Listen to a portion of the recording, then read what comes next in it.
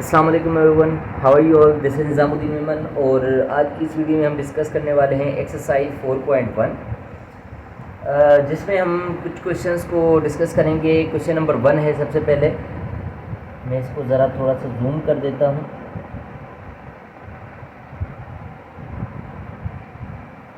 Okay, question number 1 में हमें कहा गया है does 17 divide each of these numbers. क्या 17 इन सब नंबर्स को डिवाइड कर सकता है?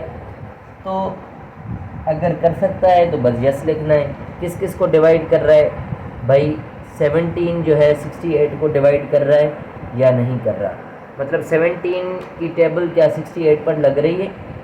17 का डबल होता है 34 और 34 का डबल होता है 68, तो बिल्कुल जो है 68 को तो डिवाइड कर रहा है।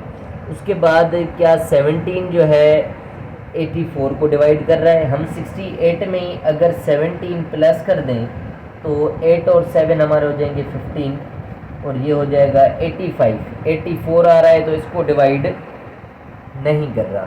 इसी तरीके से 357 है, तो क्या हमारा 17 जो है, मैं क्या कर रहा हूँ 357 पर टेबल लगा देता हूँ 17 की। 17 टाइम 2 इज़ 34 हो गया। यहाँ पर बचेगा 1 और मैंने ये 7 उतार दिया, तो ये 17 टाइम 1 इज़ 17। तो बिल्कुल 17 की टेबल 357 पर लग रही है, तो हम क्या लिखेंगे कि भाई 357 को डिवाइड कर रहा है, तो यस ये डिवाइड कर रहा है। इसी तरीके से 1001 है, तो क्या 17 की टेबल इस पर लग रही है या नहीं, हम चेक कर सकते हैं। हमें पता है कि 100 पर हमें टेबल लगानी पड़ेगी, क्योंकि 10 जो कि है 17 से छोटा, 1 भी 17 से छोटा है, फिर 10 भी छोटा है, फिर 100 पर ही लगाएंगे। 100 पर टेबल जो लग रही है 5 टाइम्स लग रही है। 5 टाइम्स 17 इज़ 85 आता है। यहाँ से बचेंगे 15 और ये 1 हमने नीचे उतार दिया, तो ये हो गया 151। 151 पर क्या 17 की टेबल लगती है या नहीं? ये हमारे पास 85 है। 85 का डबल होता है, अगर हम प्लस कर दें तो 16 17 हो रहा है 170।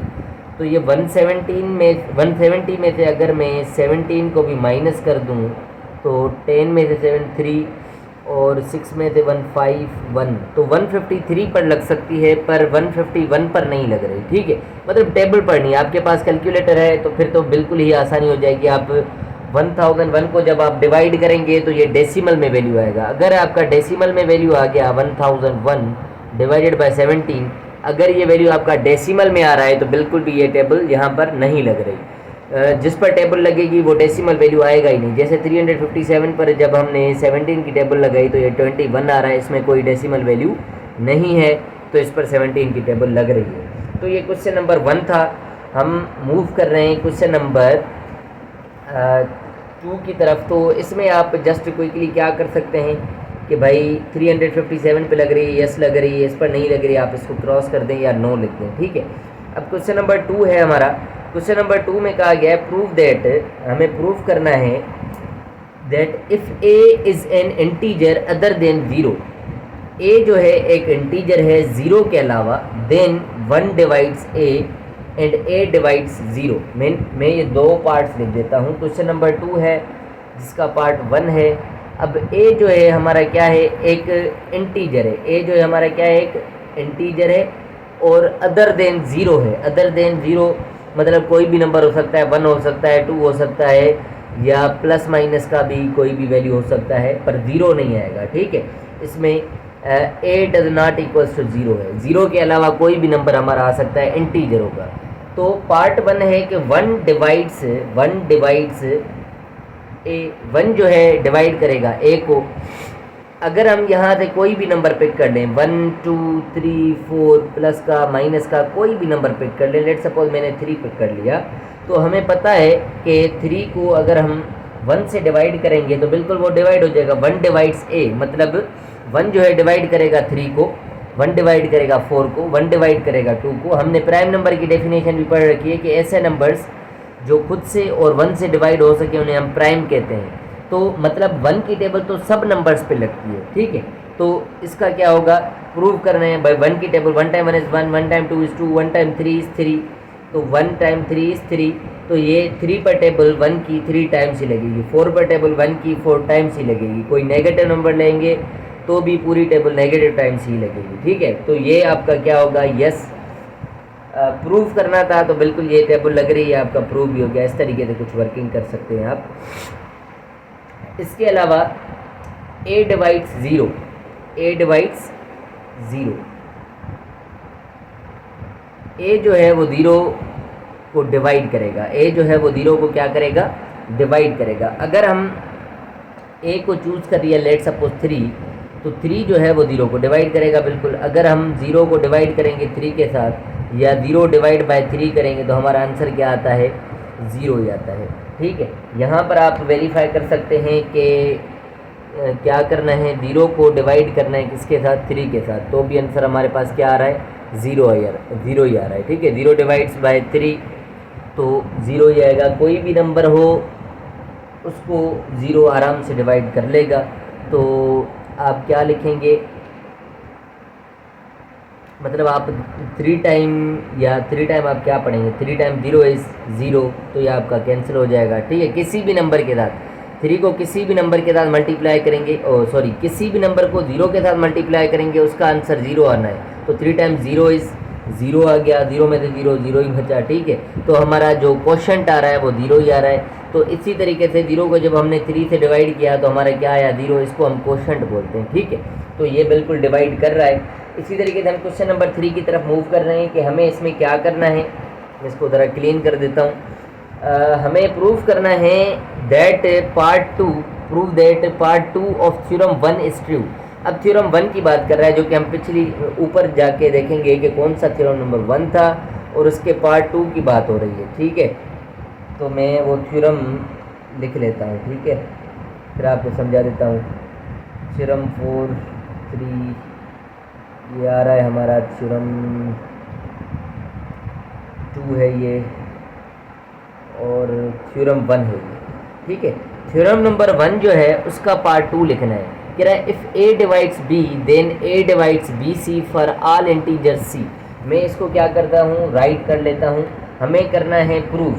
क्वेश्चन नंबर 3 में क्या करना है, प्रूव करना है थ्योरम नंबर 1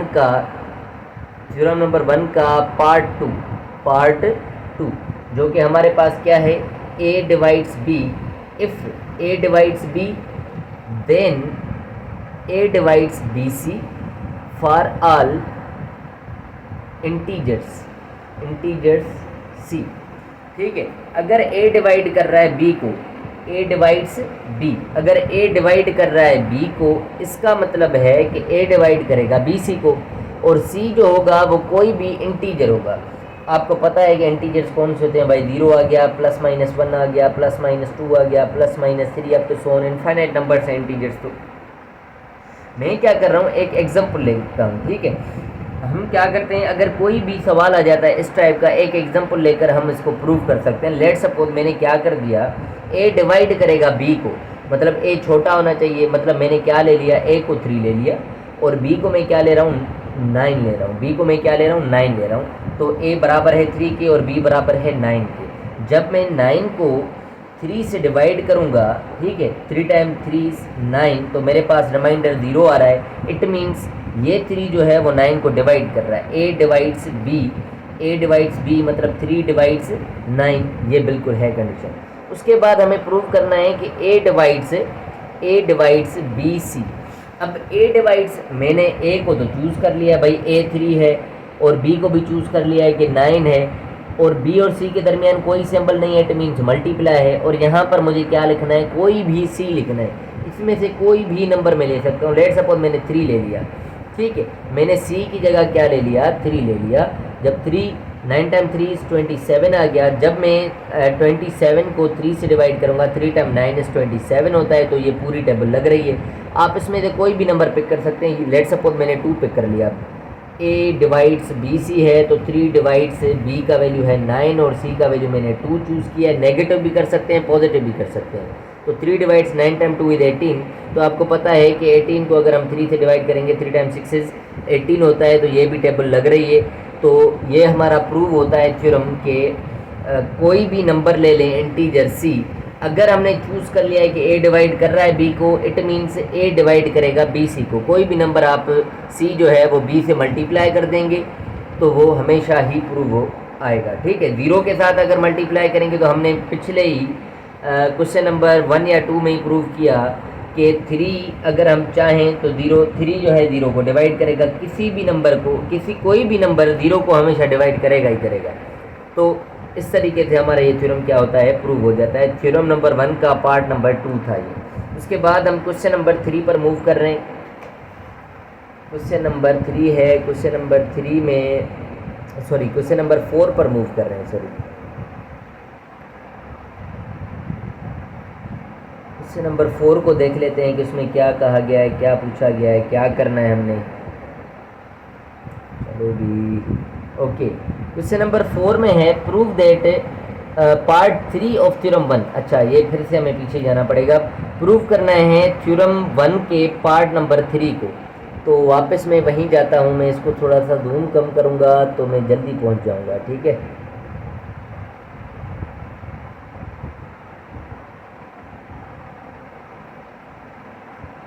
थोड़ा और जूम कम करना पड़ेगा। चलो अब ठीक हो गया है। तो थ्योरम नंबर